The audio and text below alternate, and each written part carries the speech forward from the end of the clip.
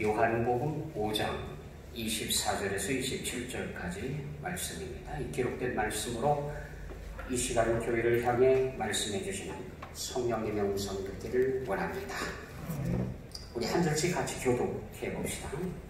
내가 진실로 진실로 너희에게 이르노니 내 말을 듣고 또 나 보내신 이를 믿는 자는 영생을 얻었고 심판에 이르지 아니하나니 사망에서 생명으로 옮겼느니라.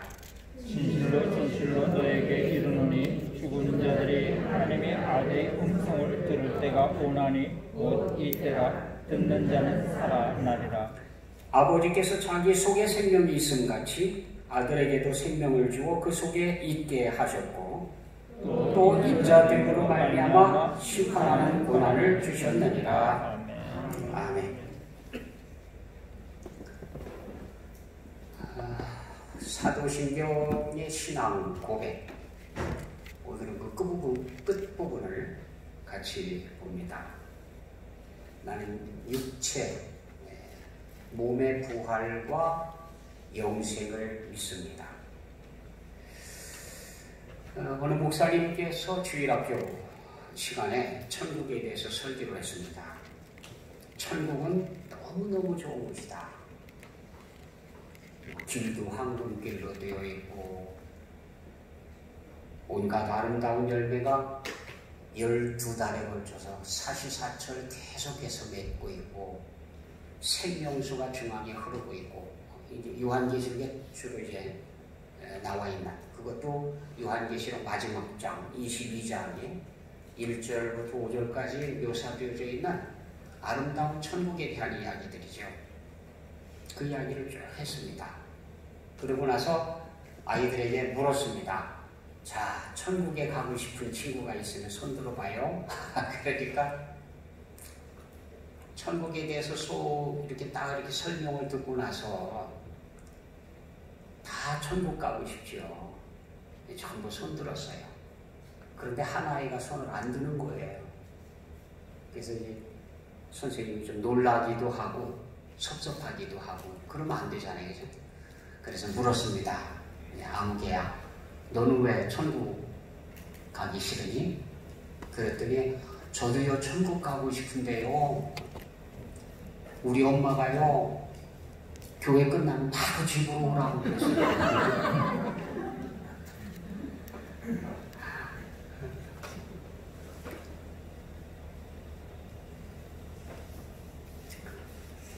만약에 여기 계신 분들에게 천국 가고 싶은 분은 손 들어보십시오. 그러면은 어떨까요? 다 100%가 다 손을 들을까요? 아니면 이 아이처럼 물론 뭐 엄마가 곧장 오라고 하는 얘기가 아니라 하더라도 그래도 지금 가는 것보다는 좀 살다가 적당히 살고 가야지 지금 가기에는 좀 너무 그렇다. 이것도 해보고 싶고 저것도 해보고 싶고 이것도 해야 되고 저것도 해야 되고 그런 다음에 가는 거지 지금 가는 건 아닌 것 같다. 수준이 똑같은 거 아닐까요? 엄마가 다른 데 들리지 말고 곧장 와 그렇다고 해서 천국 안 가고 집에 간다는 게 같은 수준 아닐까요? 그죠? 사도 요한은 단무섬에서 유배 생활을 했습니다. 초대교회의 예수님의 제자들, 사도들, 우리가 오늘 사도신경, 사도들의 신앙 고백의 핵심, 뼈대, 그걸 봅니다만 이 사도들이 다 순교했고 12명의 사도 중에서 유일하게 지금 사도 요한만 남았습니다. 그는 예수님의 모친 마리아를 모시고 있었기 때문에 잡혀서 죽질 않았어요. 그리고 나이가 많아서 붙잡혀서 무인도섬, 단무섬이라고 하는 무인도섬에 유배 생활을 합니다. 거기서 혼자서 이제 바다에 있는, 저도 막 도는거리네. 바다에 있는 그 무인도섬에서 혼자서 이제 다 묵상을 해요. 근데 재미있는 거는 바닷가에 앉으면 밤중에 저쪽 바다 건너편에 별이 이렇게 불빛이 반짝반짝하는데 그 반짝반짝하는 불빛 중에는 교회들이 있는 거예요. 바다 건너편에 교회다. 이 사도 요한이 목회하던 교회들이 거기에 쭉 있어요. 어떤 건지 정확하게는 못 찍지만 아무튼 그 불빛 중에 하나는 교회들인 겁니다. 이것도 교회, 이것도 교회 이렇게. 그 생각을 하면서 이제 여기 앉아서 다 이렇게 묵상을 하고 기도를 하고 교회들을 위해서 기도하고 그러고 있는데 뒤에서 인기척이 들리는 거예요. 무인도섬이라고 해서요. 혼자 유배 생활을 하고 있는데 뒤에서 사람이 있는 것 같아. 놀래가지고 딱 쳐다보니까 뒤에 예수님이 서 계시는 거예요. 예수님은 저건 몇 년 전에 십자가에서 죽으시고 부활하시고 승천까지 하시고 그것까지 다 받고 그랬던 주님이 뒤에 서 계시는 거예요. 얼마나 놀랍니까? 그리고 나서 성령의 인도함을 따라서 하늘에 올라가서 하늘의 예배 광경을 좀 보고 하나님을 모셔서 있는 모습들, 특히나 그룹들과 천사들이 모여서 있고 구원받은 성도들이 모여서 있는 그런 광경들을 다 목격을 하고 그리고 이제 최종적으로 천국의 그 모습에 대해서 그려놨습니다. 그게 이제 요한계시록 22장에 기록되어져 있는 모습입니다. 천국을 한번 볼까요? 그래도 우리가 갈 곳이니까 어떤 곳인지는 조금이라도 알고 가야죠. 그렇죠? 여러분들이 이제 여기에 갈 거예요. 여기 22장 1절부터 보면 그가 요한계시록 22장을 찾는데 막 헤매고 있으면 문제가 있어요. 성경의 맨 끝이 22장입니다. 요한계시록 22장. 중간에서 막 펼쳐갖고 왔다 갔다 하고 있으니까 문제가 심각한 거예요. 예. 그가 수정같이 맑은 생명수의 강을 내게 보이니 생명수의 강이 뭐였죠? 생명수. 머릿속에 새겨두십시오. 생명수가 흐르고 있었다. 생명수의 강을 내게 보이니 하나님과 및 어린 양의 보좌로부터 나와서 길 가운데로 흐르더라. 자, 일단 천국에는 중앙에 생명수의 강이 흐르고 있다.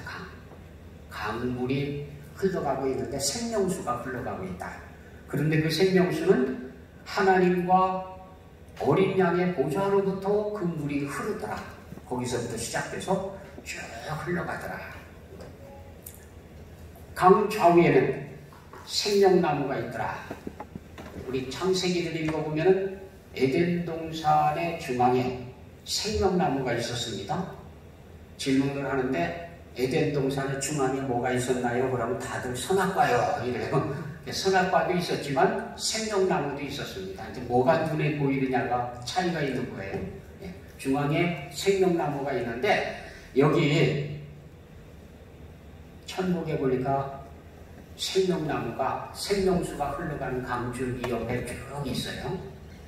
거기에 12가지 열매를 맺되 달마다 그 열매를 맺고 12가지 열매가 한 달에 한 종류씩 해갖고 계속해서 열매가 매달려 있는데 12달 각각 다른 열매가 매달마다 다른 열매가 또 맺히고 이러면서 계속 열매가 맺혀 있습니다.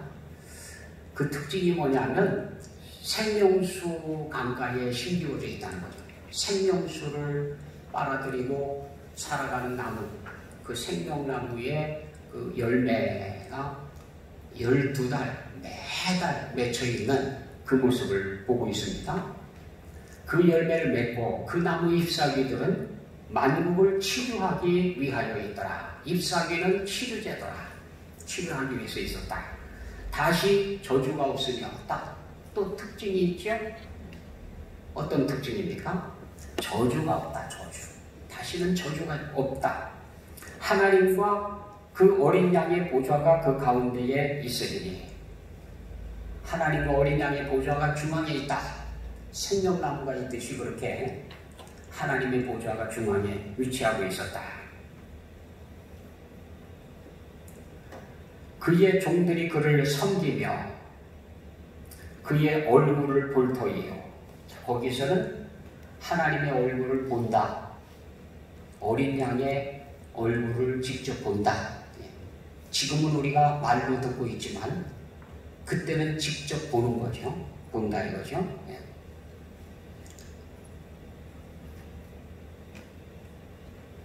그의 얼굴을 볼 터이요. 그의 이름도 그들의 이마에 있으리라. 소유죠, 소유. 누구 소유냐 하는 이름이 있는데 그의 이름. 정확하게 이제 어떤 이름인지도 정확하지 몰라요. 예수 그리스도라고 하는 이름이 쓰여질는지 아니면 그 이름을 또 다른 비밀로 가르쳐줘서 그 이름을 새겨넣는지 아니면 하나님의 이름 여호와라고 하는 이름이 새겨지는지 모릅니다. 왜냐하면 이제 계시록에도 그 이야기가 앞부분에서도 그 이야기가 나오는데 그 이름, 새 이름을 준다 그랬는데 그 새 이름이 예수 그리스도냐 아니면 예수 그리스도를 부르는 새로운 호칭이냐 아니면 하나님의 이름이냐 이건 몰라요. 이제 아직 정확히 몰라요. 하지만 하나님에게 관계되어져 있는 이름이 우리 이마에 새겨져 있어서 그의 소유라고 하는 표시가 있다는 거죠. 다시 밤이 없겠고 등불과 햇빛이 쓸데없으니 이는 주 하나님이 그들에게서 그들에게 빛이시니라. 그들이 세세토록 왕노릇하리로다. 자, 요게 이제 단편적인 표현입니다. 이 앞에서부터 쭉 나왔던 천국에 대한 표현이 쭉 나오다가 이제 여기 마지막으로 어린 양의 보좌로부터 흐르는 생명수의 강을 보여주면서 생명나무 이야기를 하면서 이렇게 그 표현을 했습니다. 자, 요것이 우리가 가야 할 곳이다. 우리가 가 있을 곳, 그곳이다 하는 겁니다. 그래서 이게 사도 요한이 그 나라에 가서 구경을 하고 기록을 한 모습입니다. 물론 요한이 몸까지 같이 둥실 떠올라서 그곳에 가서 구경을 하고 왔는지 아니면 몸은 여기서 푸석 쓰러져 있고 영혼만 주고 갔다가 온 건지 그건 몰라요. 바울도 그랬거든요. 바울도 3층천에 올라가서 설명하는 이야기도 듣고 다 하고 왔는데 그걸 전해주려고 하다가 전하지를 못했어요. 안 했어요. 그러면서 이제 자기가 갔다 온 이야기만 슬쩍 비췄는데 이렇게 얘기를 했습니다. 내가 잘 아는 한 사람이 있는데 그가 셋째 하늘에 올라가가지고 영광스러운 소리를 듣고 왔다. 그러면서 얘기를 합니다. 무슨 얘기를 하냐면 그가 몸 밖에 있었는지 몸 안에 있었는지 나는 모르거니와. 자기가 모른다는 거야. 자기가 천국에 갔는데 하늘나라에 가서 천국을 쭉 보고 거기서 뭔가 이야기를 듣고 그러고 내려왔는데 생생해. 광경도 생생하고 들은 이야기도 생생하고 다 생생한데 내가 몸 밖에 있었는지 안에 있었는지는 모르겠다. 그 얘기를 해요. 몸을 여기다 놓고 영혼만 갔다 온 건지 아니면 몸과 영혼이 같이 갔다 온 건지 그건 자기도 모른다는, 본인도 모른다는, 자기도 몰라요. 그런 이야기를 썼습니다. 아마 사도 요한도 그랬을 거예요. 그래서 그곳에 갔다 온 이야기를 우리에게 보여주고 있는데 그게 바로 그 묘사되어진 그 자리가 우리가 앞으로 가서 보게 될 자리입니다. 가서 놀라지 마십시오. 어린 양의 보좌로부터 생명수의 강이 흘러나와가지고 쭉 강줄기가 흘러가는 걸 보면서 놀래가지고 그러면 안 되죠. 이미 알고 가야죠. 그건 당연히 저게 그거구나 이래야지. 가가지고 놀래면은 주님께서 있다가 너 목사가 누구냐 그것도 안 가르쳐 주더니 이런 곤란하다고요. 가시는 그래도 아는 척을 해야 그래 누구한테 배웠느냐 이러지. 아무튼 우리가 가야 할 곳에 대해서는 조금 알고 가야 할 것 같아요. 그러기 위해서 사도 요한이 갔다 온 세계 요한계시록이 묘사하고 있는 20장, 21장 다 그 내용입니다만은 그곳에 대해서는 조금 알고 가자. 그래서 요한계시록을 읽고 묵상을 하고 우리가 가야 하는 세상이 어딘가, 우리가 앞으로 서게 될 세상이 어떤 곳인가 하는 것을 좀 알고 갔으면 좋겠습니다. 아무튼 우리 기독교 핵심은 이겁니다. 왜 생명수의 강이 있고 왜 우리를 위해서 자신을 내어주신 예수 그리스도를 바라보게 되고 그러느냐. 우리 기독교는 부활의 종교다. 부활의 종교. 요걸 잊어버리면 안 돼요. 불교는 인도에서 석가모니의 사리가 나왔다고 난리. 그거 나왔을 때요 굉장했습니다. 퍼레이드를 했습니다. 퍼레이드를. 그리고는 중요한 사리 중에 몇 개를 이렇게 세계에 흩어보내가지고 그게 보관이 되어져 있습니다. 중국에도 부처의 사리 중에 손가락 사리가 하나 가 있었는데 그게 그 법문사라고 하는 곳에 숨겨져 있다가 얼마 안 됐습니다. 발견된 지가 발견이 됐습니다. 그래서 굉장한 박물관처럼 그렇게 절간을 짓고 박물관을 세우고 그리고 세계인들이 찾아오는 관광 명소 중에 명소가 됐어요. 석가모니의 진짜 뼈를 좀 보고 싶다. 그래서 그곳에 난리가 났는데 가봐야 쉽게 볼 수는 없어요. 얼마나 별별 그냥 그 보석에다가 그걸 장식해가지고 이렇게 쌓아놨는지 잘 표시도 안 날 정도로 그렇게 모셔놨어요. 아무튼 그거 보러 지금 난리거든요. 그런데 만약에 예수님의 뼈가 하나라도 나왔다고 하면 기독교는 문 닫아야 돼요. 가짜예요, 가짜. 예수님께서는 분명히 죽었다가 사흘 뒤에 다시 살아난다 라고 말씀을 하셨기 때문에 살아나셔야만 기독교가 서는 거지. 예수님의 뼈가 무덤에 있었다, 예수님의 뼈가 어느 길가에 있었다, 그러면 끝난 거예요. 기독교는 그러면은 문 닫아야 되는 거예요. 기독교가 아닌 거예요. 가짜죠. 속이는 종교가 되는 거죠. 우리는 분명히 고백합니다. 나는 몸의 부활을 믿는다. 예수님께서 뼈는 그냥 거기에 있고 영혼만 쓱 살아나서 돌아다녔다. 아닙니다. 몸도 없어졌습니다. 뼈다귀도 없어지고 아무것도 없어요. 남아있는 게 하나도 없어요. 기독교는 부활의 종교입니다. 의학적으로 볼 때에 죽은 사람이 다시 살아난다. 불가능해요. 안 되는 얘기예요. 그런데도 불구하고 성경에는 우리 주님께서 제자들조차도 못 알아듣는 그때 한 번도 샘플이 없었던 그 시대에 내가 죽었다가 사흘 뒤에 다시 살아난다. 그렇게 말씀을 하시고 실제 무덤을 찾아왔던 여인들에게 빈 무덤을 보여주시고 제자 중에도 2사람이 쫓아갔어요. 그 이야기를 듣고 확인하러 갔는데 보니까 무덤은 비어있고 예수님의 몸을 감쌌던 천, 그 천은 그대로 거기에 있었습니다. 그러니까 몸만 빠져나간 거죠. 이렇게 감아놨는데 거기에 예수님의 몸만 쏙 빠져나가고 그 천은 거기에 그냥 있었습니다. 부활하신 주님.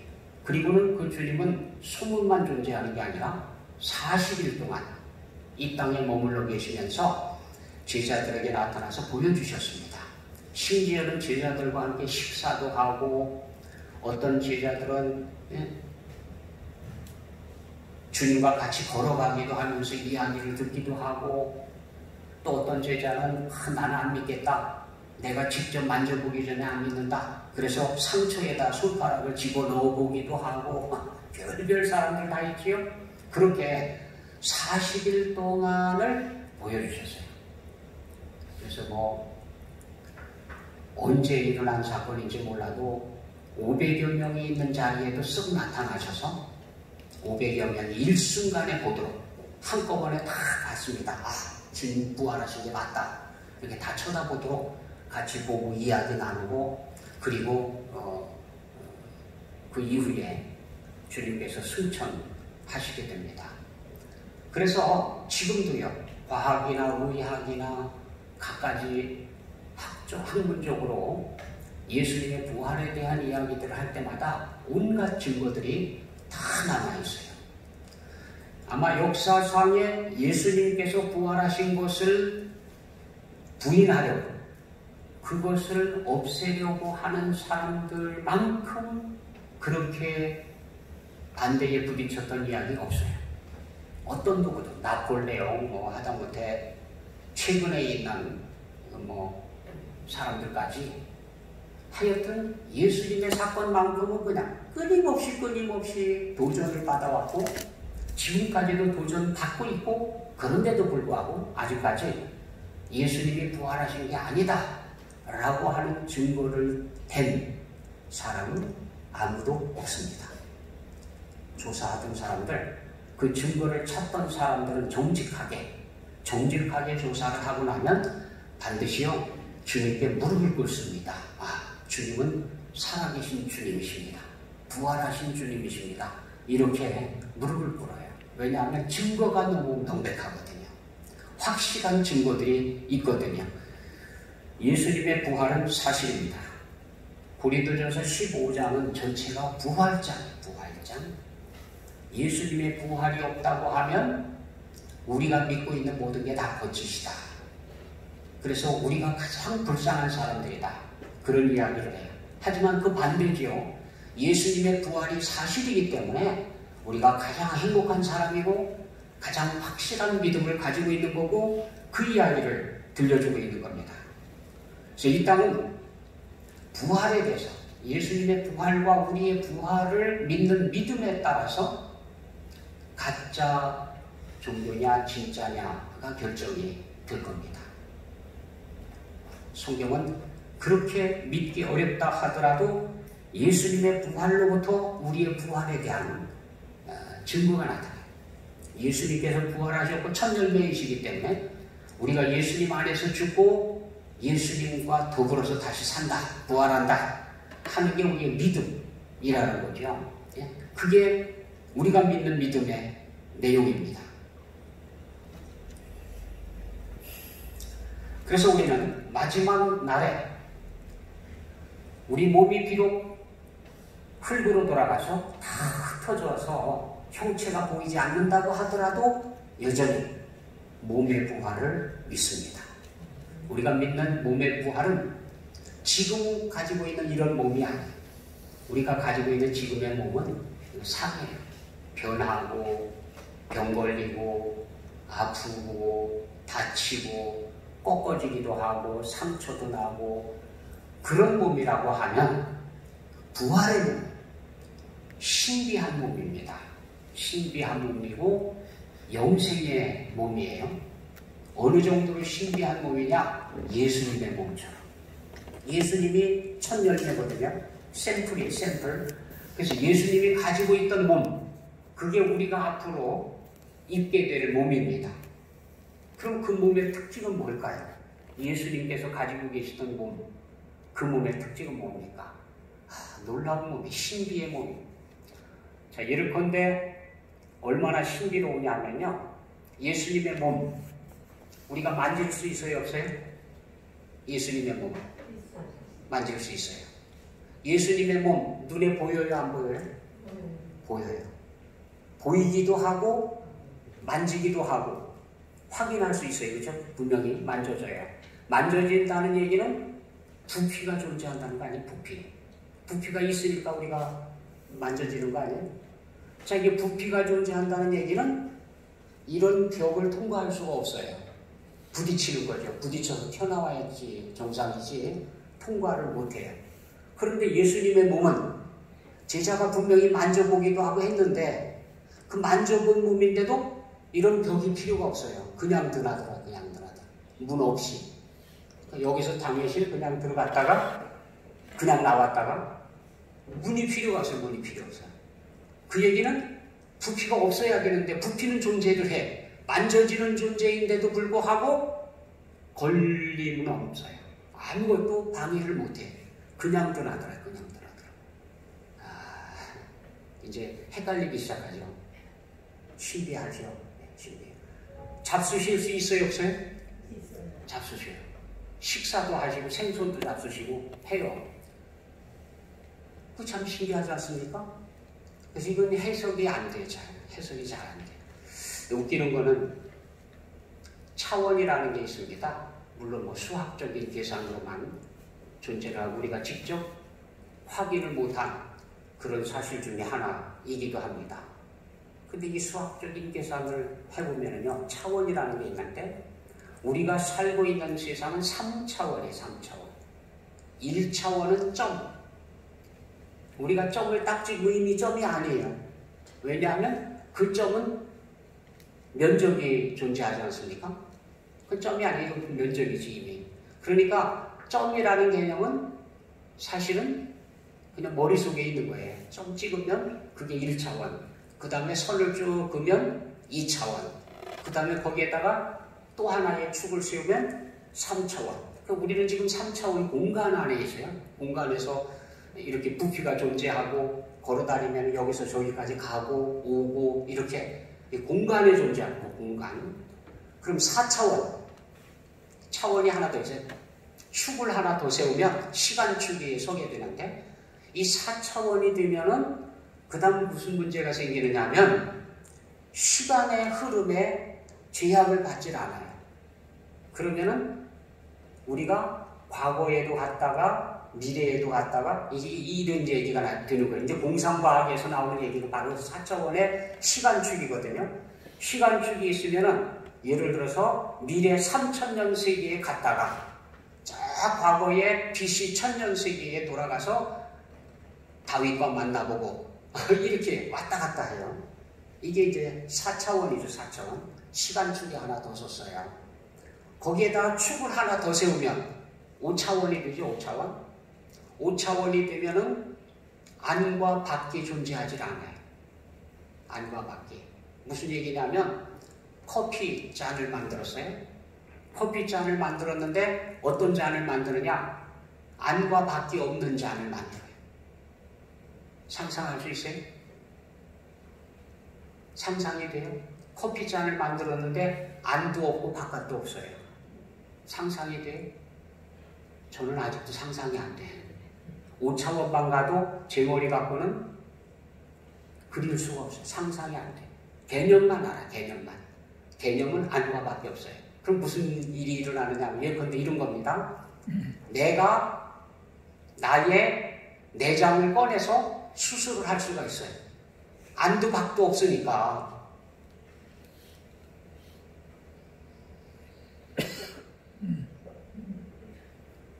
속도 그것도 없어요. 없어요.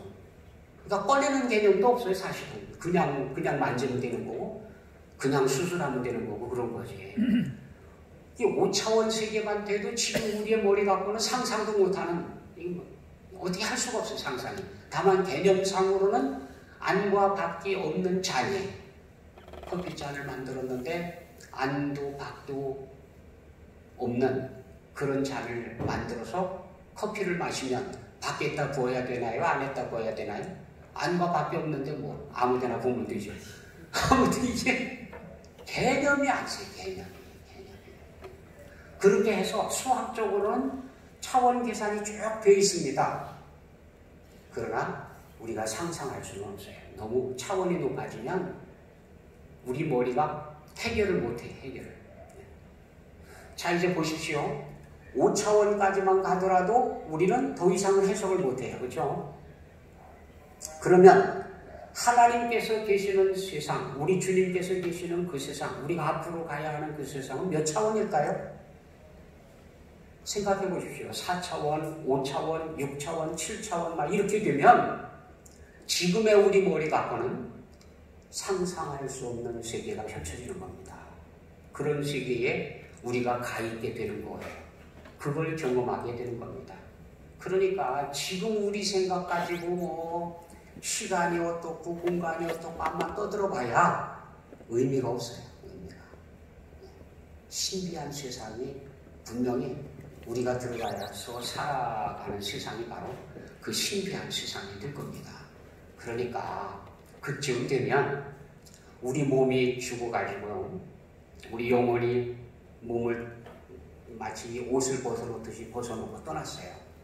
우리 몸을 땅속에 보내서 흙으로 바뀌어가지고 이게 전부 흙이 돼서 바람이 불어와가지고 거기 휙 날려가지고 어떤 흙은 동ung동에 어떤 흙은 저 바닷가에 떠내려가지고 태평양을 건너서 일본까지 가고 뭐 미국까지 가고 저 캐나다까지 가고 그렇게 전 세계적으로 다 흩어졌다.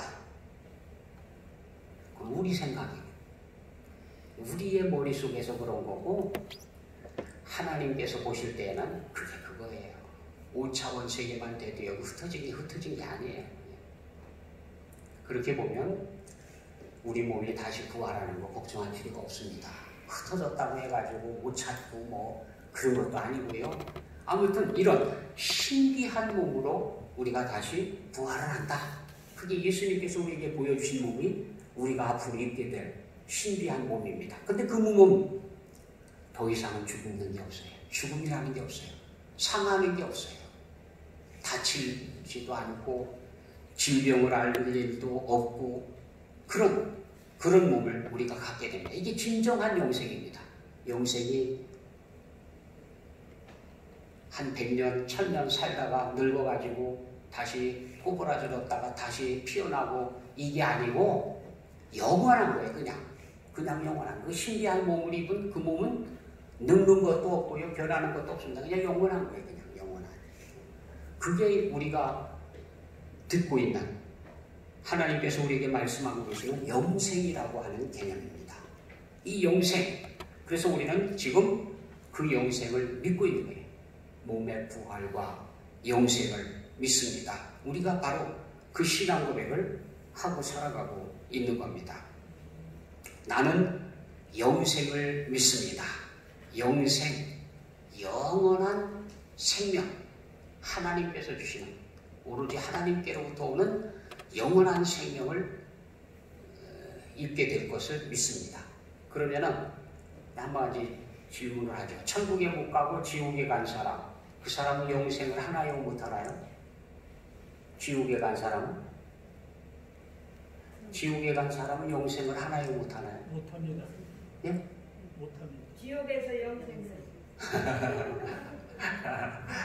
예, 아주 현명한 대답입니다.